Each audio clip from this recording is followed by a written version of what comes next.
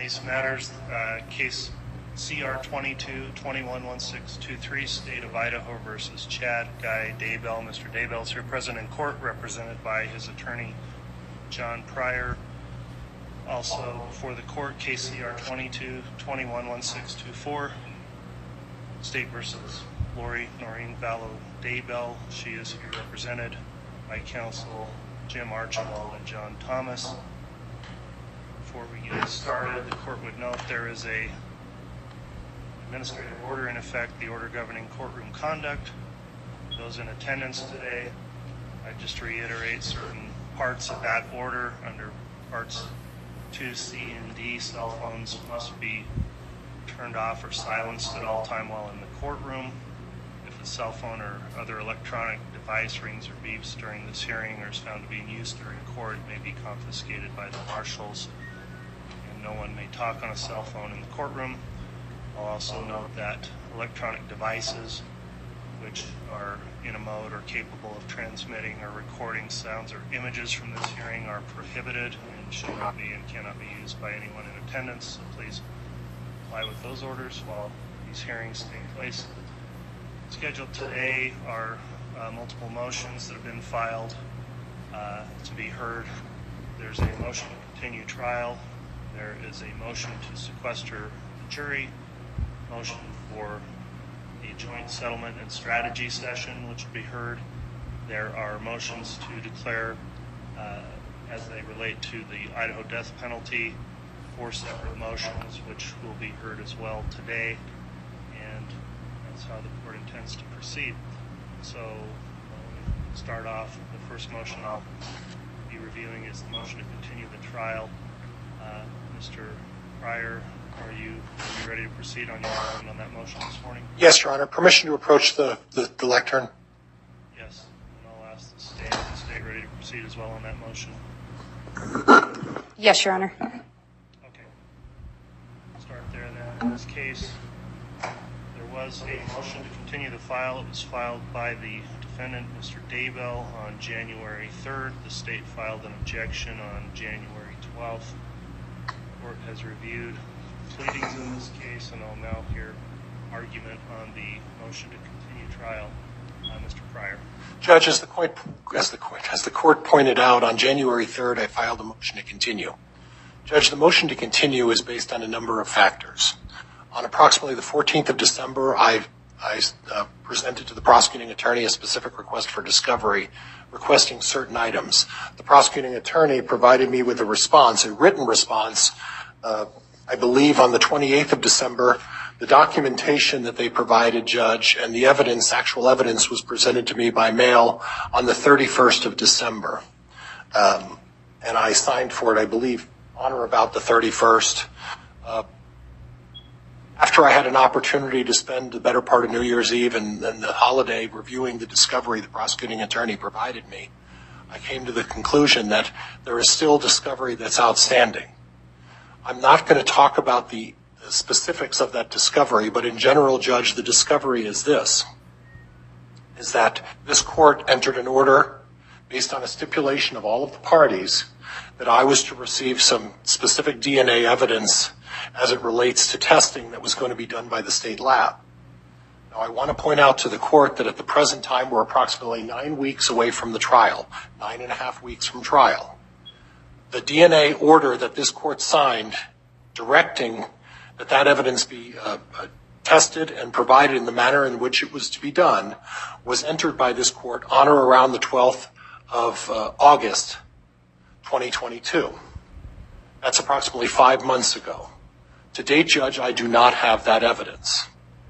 I've discussed with Mr. Wood, and this isn't Mr. Wood's issue, Ms. Blake's issue. This is not their issue, and I want to be fair to them. Mr. Wood has been very kind in communicating with me quite regularly about the status and where that information, and as difficult it is for me to say Mr. Wood has been very kind to me, the fact is that he has been communicating with me regularly about the status of that discovery and its DNA evidence. The difficulty I run into is this, Judge, is I don't have the report. I don't have that information, and the state lab has been working on it for approximately five and a half months. I want that evidence. This isn't going to be something that is going to be solved by not providing me the evidence. It is evidence that I need and I want to use in support of my case, and I'm entitled to it. The difficulty is this, is it's January 19th. As far as I know, he doesn't know when I'm going to get that evidence. And the deadline is the 23rd of February for me to disclose my expert opinion. I'm approximately, 33, 34 days from having to provide an expert opinion on DNA evidence that the state lab has been working on for 5.5 months. I'm not going to be able to do that. I'm not going to be able to do it. They can get me the evidence tomorrow, and my expert's going to have to take the time to go through that. And if it's taking them 5.5 months, it's surely going to take me much longer to get through the evidence. The end of this month, the end of December, Mr. Wood was again kind enough to contact me and advise me that there was some new evidence that was discovered. New DNA evidence that was discovered. And I don't want to misstate, so Mr. Wood, if you would care to correct me, please do. But I believe, Judge, that was either on the 24th of December or it was the 31st, and I don't have the clear recollection of when we had that conversation. I guess I could go back in my phone, but it was the end of December where there was a declaration that there was some new DNA evidence that was discovered. We entered into a discussion, and a stipulation was filed with this court in January as it relates to how we plan on conducting ourselves relating to that DNA evidence. There is no way that DNA evidence is going to be done and completed and provided to me. And even if it's provided to me tomorrow, Judge, I'm going to need sufficient time to have my expert test that DNA evidence and make their own conclusions. Now, that's 2 sets of DNA evidence. That's 2 sets of evidence that I don't know what the contents of that evidence is going to contain. I don't know what that evidence is going to say. And I need to be afforded an opportunity to evaluate that, to review it, and to have a discussion with my client relating to that evidence. This isn't something that's on the defense. And this can't be pinned on the defense attorney or the defense, Mr. Archibald, Mr. Thomas, or myself. And all the folks who seem to think that for whatever reason I'm trying to continue this. No. This is, and I want to be careful about this, this is not the state. It's the state's experts that are not finding this evidence. It dumbfounds me that 2 years after having the ability to test something for DNA evidence, out of the blue, 2 years later, they find DNA evidence 9 weeks before the trial, new DNA evidence. And I want to be very clear, this is not on the state. This is not on Mr. Wood or Ms. Blake. But their experts have suddenly discovered some brand new evidence. Now, I can make some personal assessments of what I think's going on, and I'll refrain from doing that. But the fact is that there is evidence, and this is not at the fault of the defense attorney. I was provided this information at the end of last month, December. We entered into a quick stipulation. Mr. Wood and I worked we were very busy in trying to come up with a plan on how we were going to handle this newly discovered evidence. The problem that arises, Judge, is simply this. With this new evidence, even if it were to be expedited, you're not giving me enough time to prepare the evidence and to submit a report to Mr. Wood in time. I can't have my expert, my DNA expert, evaluate it and then submit a report by the 23rd deadline. And quite frankly, if you even extend that into March and I provide Mr. Wood a report, he has to then provide me a response by the April 3rd deadline. I don't think it's possible. Now, the court potentially could say, well, then I'm not going to allow any of that evidence to come in. And you could strike that evidence as a remedy. The problem is I want that evidence. And I believe that evidence is going to be helpful in the defense of my case. And I'm entitled to my evidence in terms of stuff that's out there and as it relates to this case. I am absolutely entitled to it. And every single case in which the Supreme Court, the U.S. Supreme Court, has turned over relates to the fact that there was not an ability for the prosecuting attorney to provide a timely an opportunity for the defense to prepare and have adequate time to prepare as it relates to that defense. And the cases are an arm length long. The difficulty is this. I don't get that evidence. Mr. Daybell is going to file ineffective assistance of counsel against me, and he's going to accuse me of not being effective in defending him in this matter. And as much as I like Chad, he's going to do it. And he won't hesitate to do it. And then this thing will get turned over because I was not provided an opportunity to test this evidence or to do what I needed to do to adequately prepare. And when he files that ineffective assistance against me and accuses me of being ineffective, and I don't have the evidence or I didn't have an opportunity to prepare, I'm going to have to agree with him and say, you're right, Mr. Daybell. I was ineffective in not getting the evidence in a timely manner, even though the prosecutor hasn't provided it to me yet, and I didn't get it tested in an adequate amount of time to prepare this. Now, what is the effect of that? Judge, again, there's a number of cases that are the length of an arm that will turn this case over, and we will be back here starting all over again. And we will be back here starting all over again. There will be a brand new trial. There'll be brand new expenses. There'll be brand new, I won't be here because if he accuses me of ineffective, I suspect that I'm not going to have an opportunity to go through this if it's turned over. But there's one thing that's very clear. If I don't get that evidence and have a fair opportunity to test that evidence, it's going to get turned over. I have no doubt that it's going to get turned over. He knows it's going to get turned over. I know it's going to get turned over, and I don't have the evidence. And we are just wasting our time doing that. So Judge, until such time as I get the evidence, I need more time. Now, how much more time do I need? Judge, I indicated that probably a year from April of 24 is about the time I'm going to need. Now, I'm basing that on the fact that for the last 5.5, 6 months, we've stipulated to the testing of certain DNA evidence that has not been provided to me, and Mr. Wood does not have it either. He does not have this evidence as of at this time. Now there's new DNA evidence, brand new evidence. I believe, and again, the 24th of December, I think we spoke, or 31st of December, it was one of those days, Judge, but it was recent. And Mr. Wood and I acted on it very quickly. We were working on it diligently to come up with an agreement to get this done, but it can't be done in time. And we have to have a continuance in order for me to adequately prepare. There's no other solution. Judge, if you extend the deadlines, it's still not going to give me enough time to get my DNA expert to test it and provide a report to them by the April 3rd deadline. All right, thank you, Mr. Pryor. And the state is going to be arguing this motion. I will be, Your Honor. What's the state's response, Ms. Blake? Thank you, Your Honor. I recognize that today Mr. Pryor has focused his argument on some outstanding discovery. The bulk of the filing actually dealt with his request that they be given more time to have a mitigation specialist continue to go through the case and look at the guilt phase.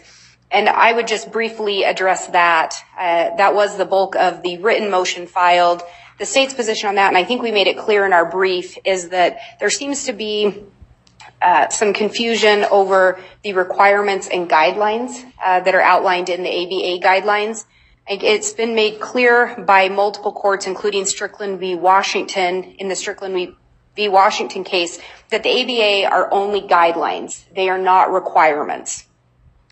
Mr. Pryor has been aware, as has Chad, the state announced the notice of intent to seek the death penalty on August 5th of 2021, and any decision to delay hiring an actual mitigation specialist, the state does not see as any violation of a constitutional right, since there is no constitutional right or requirement for a mitigation expert. It gets careful to point out there's a distinction between an obligation to present relevant evidence in mitigation and hiring a particular person or a title, such as mitigation specialist. One's an obligation, and the other is simply an optional staffing on behalf of the defendant. In this case, the defendant chose not to hire a mitigation specialist until August of last year, and that was done knowing that at that time we had a trial set for January of 2023. I think it's also important to note that a lot of this outstanding discovery is talked about. I think the court has been made aware of it. We've talked about the efforts to get any outstanding testing completed and to the defendant. However, even with that going on, the defendant initially was insistent that his trial take place in January of 2023 when we first were looking at setting a new trial date. I think originally the trial was set within the 6 months. There was a waiver of speedy trial, and at some point the parties got together, and then we had an actual scheduling conference and selected a trial date. At that time, the court, and counsel may remember, the state's position was we should set a trial for fall of 2023, and the state's rationale was given the amount of evidence in this case and the amount of time that it may take to put on, and to try to avoid repeated continuances, a trial date selected further out may be the most prudent way to go. The defendant was opposed to that. At his last motion to continue, counsel represented he could be ready to go to trial in January, even though he was requesting a continuance until no earlier than October of 2023. When those representations were made, he was aware of the outstanding discovery, with the exception of the new discovery mentioned today. The state's position on that, and I believe this has been relayed to Mr. Pryor, is the lab did find some new potential source of DNA evidence. The lab's position and what they've told the state or our offices are that that is most likely not going to result in any DNA evidence. It's simply what could contain a source of DNA. They are not hopeful that that will actually produce any DNA. The other thing that I think is not mentioned, and we appreciate Mr. Pryor being clear that Let me clarify that point because I think it's very important. On the one hand, the defense is arguing there is new, untested, potentially exculpatory DNA. You're telling me you don't know if there is or there may not be any potentially exculpatory DNA. And I think that is something I really have to consider. Is the state still potentially going to disclose what may be exculpatory evidence in this case? Absolutely, Your Honor, and the state has continued to do that. If, in fact, there were any... Is there potentially exculpatory evidence that has not yet been disclosed in discovery in this case?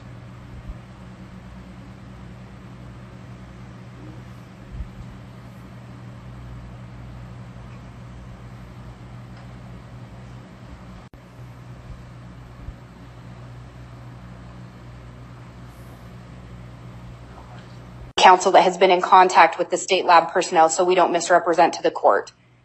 If I'm understanding the court's question correctly, I would say there was a potential source of DNA evidence that was located. The state lab personnel does not believe that through testing they are going to actually get any DNA back. So could it be exculpatory? We don't know. The state lab was going to attempt to test those items, but they are not hopeful that we will receive DNA. Defense counsel could also test those if they would like. Let me ask that. So I want to do this step by step. So if that's the case, when is the state lab going to know whether or not this will result in any new DNA?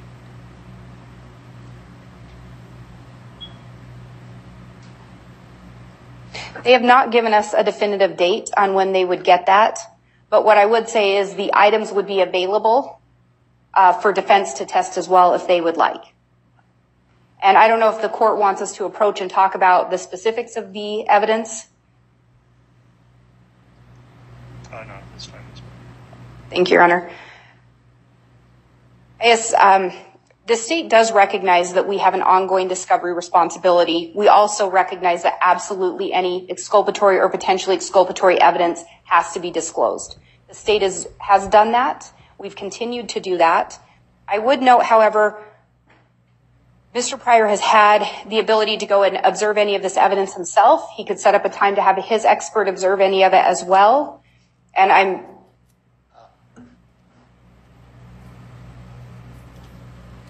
I apologize, Your Honor, I misspoke. He has the ability to, his experts would not at this time.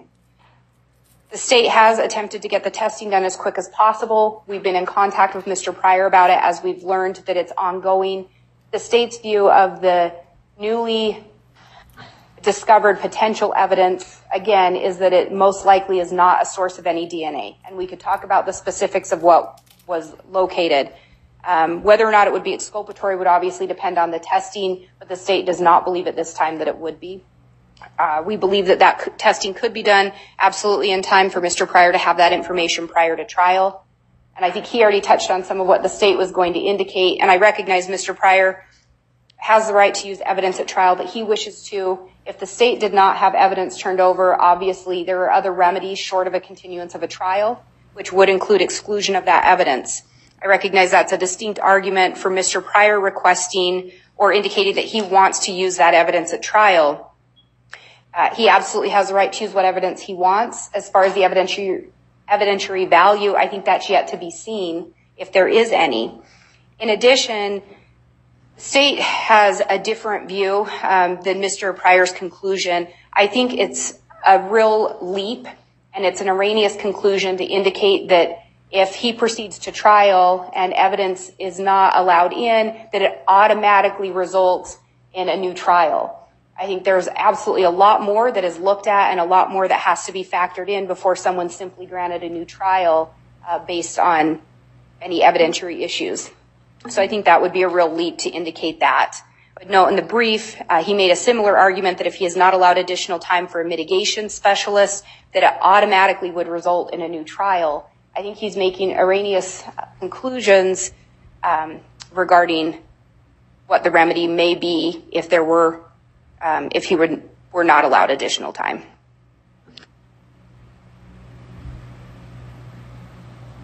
So again, if the court wants to talk about the specifics of the discovery, we could absolutely do that, or the evidence.